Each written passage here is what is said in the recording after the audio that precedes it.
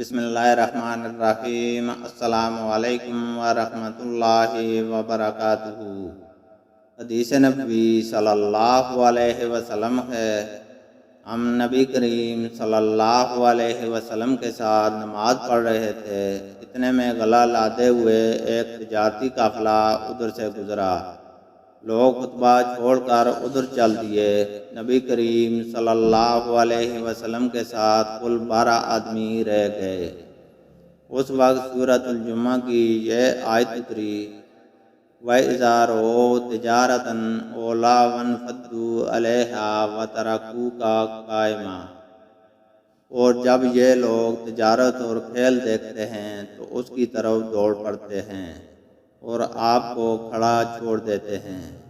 اللہ تعالیٰ سے دعا ہے کہ وہ ہمیں قرآن اور حدیث کو سننے، سمجھنے اور اس پر عمل کرنے کی توفیق عطا فرمائے، آمین۔